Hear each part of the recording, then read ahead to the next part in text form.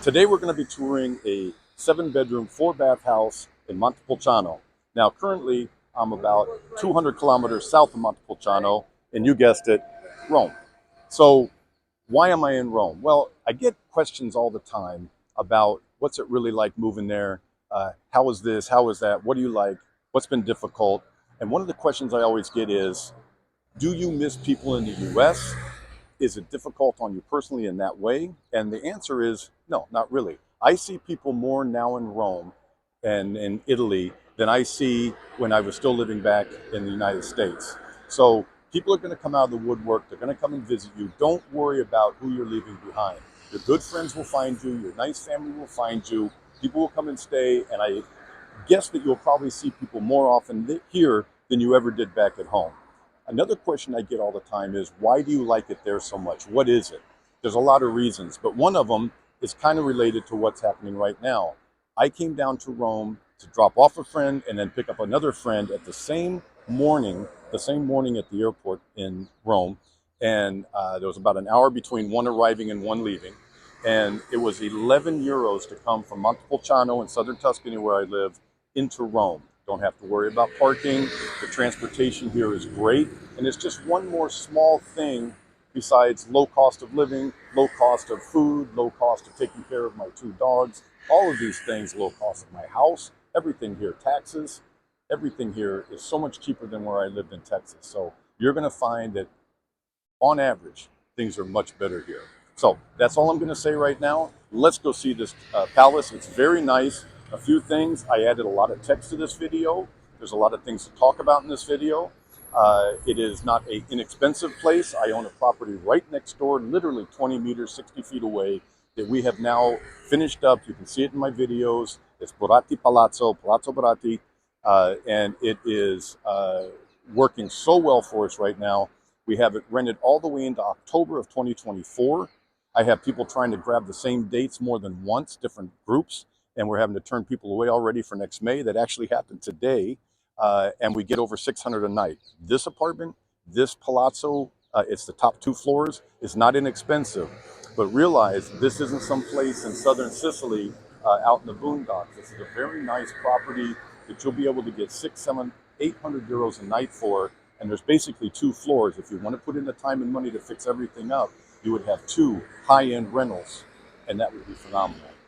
Montepulciano is booming. So let's go see this place. I hope you guys enjoy it, and we'll talk to you soon. Ciao.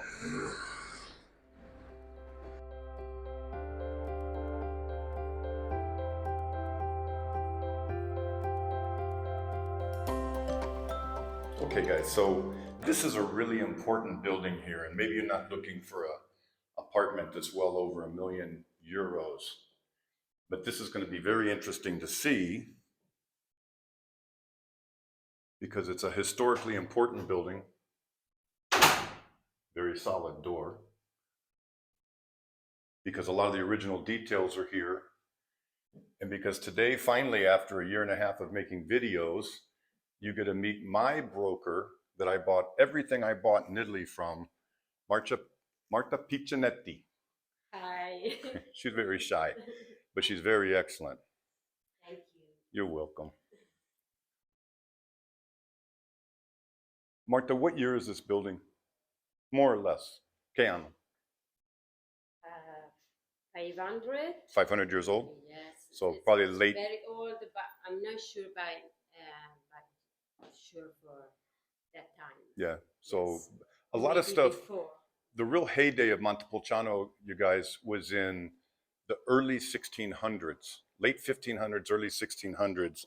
This was a real center here.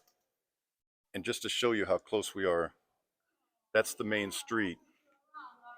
And if this were a high-end rental, you would have it rented a lot of the time.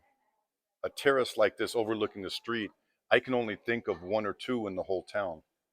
One's at Palazzo Avionesi, one's in this building. They just hardly don't exist. But all the original detailing is here, or at least centuries old. Look at the ceiling. Now, as often as the case here, The lights are off because it's been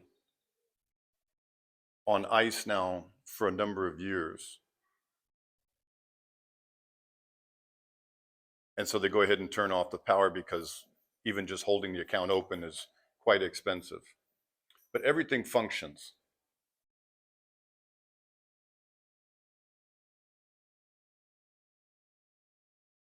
So how you laid things out here would be up to you. These could be bedrooms.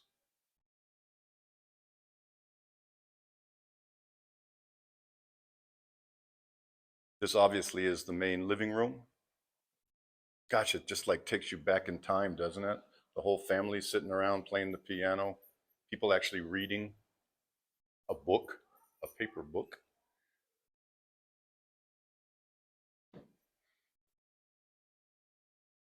Boy, the frescoes are nice. That noise you hear, the bell, that's Puccinella. It's the most famous landmark, I would say, in Montepulciano. Puccinella. Yes, it's one of the most famous. One of the most. Yes. Let's see if we can see him from here. Yes, there he is.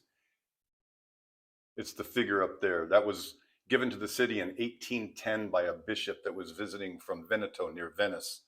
And it's a Faust character. There's a whole story that goes behind it. But anyway, he's been up there for more than 200 years. So that's one of the bedrooms.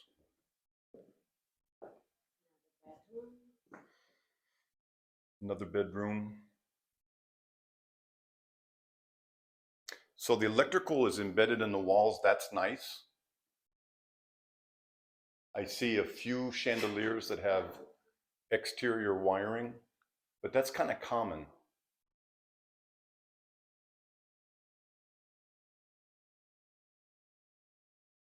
But a good size. Marta, I assume all the heating is functional? Yes, it was functional, yes. Everything will get checked. This they were using as a big closet.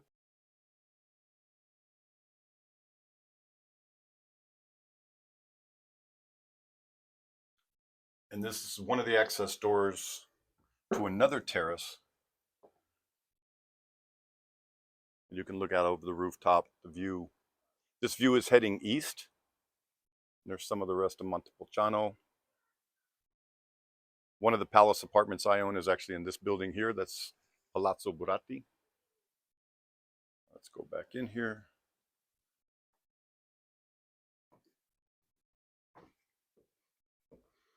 And work our way.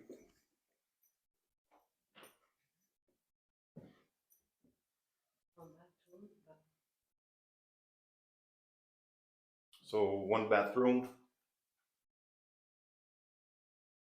Pretty large walk-in shower. So like I said, guys, this is interesting because it's so historically significant. And the condition of these floors is fantastic. I mean, these are hundreds and hundreds of year old floors. And there's nary a broken tile or anything. And look at the size of that wardrobe. You want to open the window? No, not Benny. We can just look out. Or you can open it.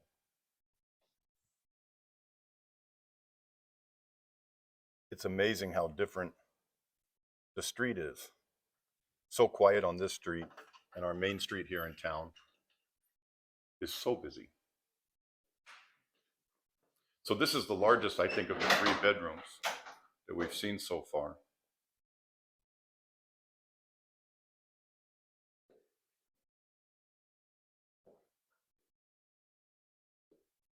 Now we're coming back out onto the main street, would be out through these windows and a little bit to your left.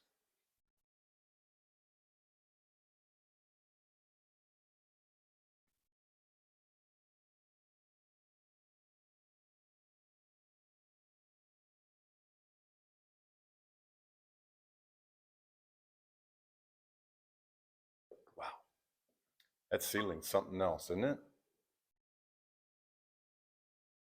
Boy, that's in really Good shape. That's painted, by the way. It almost looks like a relief, almost like a plaster relief, but it's actually painted so well. And to give you an idea of the size of this room, I think it's about 20 feet by 30 feet. This is about a 600 square foot or 60 square meter room. The floor. So I mentioned, guys, everything I bought myself in Italy, I bought just in this one town because I didn't want to go traveling around here and there, and I bought multiple properties from Marta. And she really specializes in what we call pocket listings. Pocket listings are properties that aren't going to be on Idealista or HomePal or Rightmove.uk, where 1 million people are trying to sell the same house. She's lived her whole life. She knows the owners, and that's how you're going to get your best deal. Okay, we got to get downstairs and look at more. No, there is a kitchen. Oh, that's right. That's why you need a good agent. There is another bar. I totally forgot about the kitchen. Some tour guy I am. So this is just like what we would call a half bath. Toilet, bidet, sink. That was the entryway again.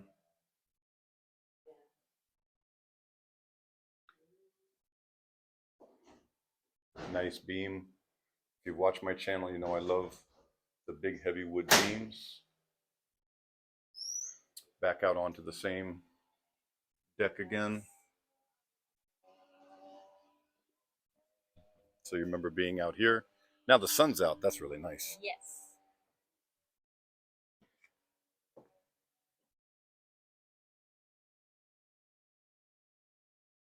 Here's the kitchen. Very traditional kitchen. This is a functioning fireplace. I was just talking to one of the owners.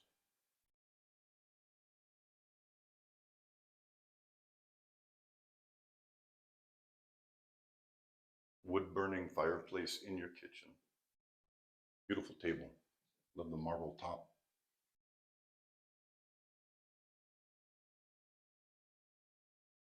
And then this room, guys, would function as like a pantry. They have the fridge in here. I would take out all these, whatever they are, and put in some nice shelves. And it's a rather big room.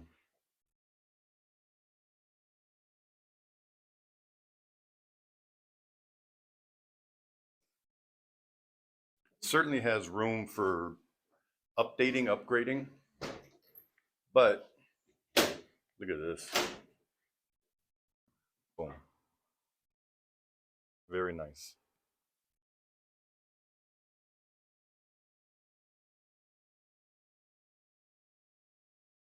All right, so let's get down.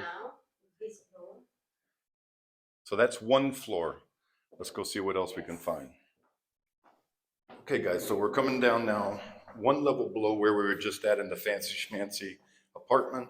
Now Marta's gonna take us in. So here you can have a door. Right, so you could put a door there. This was a doctor's office, and I'll take you back over here. They've since moved to a big place, but years ago this was a doctor's office. It's still set up in here.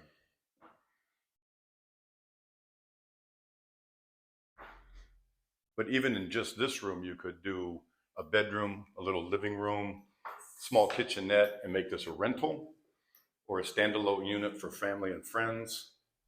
Inside this door here, this is currently being used as storage for their family friends, so we're not going to go in there. There is water, a sink available in there, so that's important because you could turn that into a bathroom that served this other room that was the doctor's office and keep this all independent, or just open everything up. And here? Yeah, and let me show you one more bathroom. Close it. Just a single toilet, a half bath. All right. Now let's get to the main show on this floor. The ceiling can come out. They do funny stuff sometimes. Underneath that ceiling is probably wood. Nice dining room, big. As you can see, we've stepped down a level. Oh, look at the duck sounds. Pretty important local church. Little cafe downstairs. So big dining room.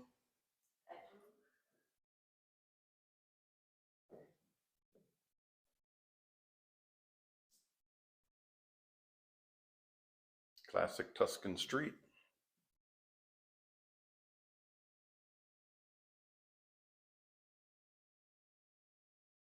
Wow, it's really turned into a beautiful day. Yes. Che giornata. We hope. We hope.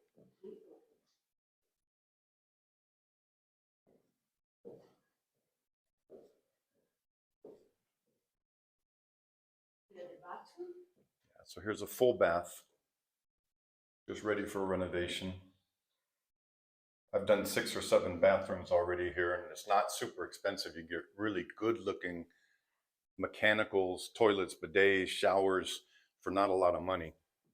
As long as the water and everything works in there, you're just talking about maybe $5,000 to $6,000, including labor, to put in really nice stuff. So another good sized room. Like I said, you just want to remove the commercial ceiling that's in here. Let me pop up to the kitchen.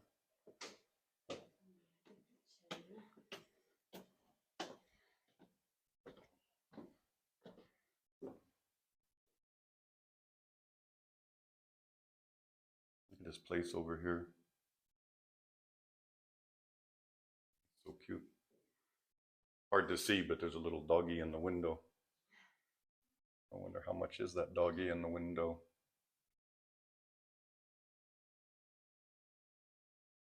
So again, a very traditional kitchen, functioning fireplace, but you would also have your electric stove, gas cooktop, even a dishwasher. I mean, for me, this is a kitchen that needs to get redone. Yeah, of course. And a big pantry mechanical room. I would wall off the mechanics, put a door there, and have a really nice pantry.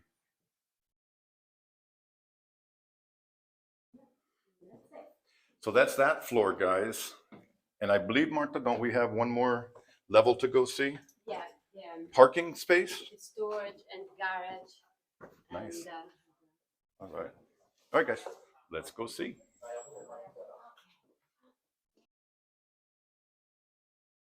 So I wanted to show you guys this kind of hidden room. This is all included. And with this thing here, I'm guessing at some point someone was living here. But let's pop up in here. Sorry again, there's no lights in here.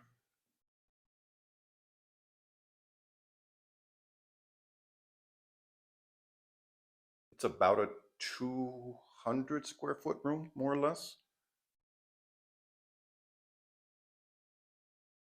But it might make a nice office getaway room. It would certainly be away from the rest of the house, because if you were to utilize this whole place as a house or a rental, it would be quite ginormous. Nice to have a place to come hide. Okay, we're gonna go down now and see the garage and see the storage that's down at street level.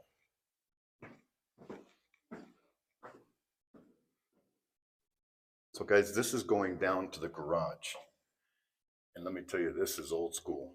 You know, when you see stuff that hasn't really been touched over the centuries, you got to watch your head on something like this. But 300 years ago, they may not even have hit their head, because everyone was a lot shorter. Just a really old school room. The door. So this is the garage. So you come right in off the street, pull straight in. You wouldn't be bringing a Suburban or a tank in here. It would be a, you know, a Fiat 500 or smart car. But nice to have a garage inside the city. Well, guys, that's it for this tour. If you have any questions, write me at BradsWorld.It@gmail.com, and I'll try to answer any questions you have that are general questions. If you have specific questions on this property, write Marta at marta.piccinetti@gmail.com, and she'll take great care of you. Ciao!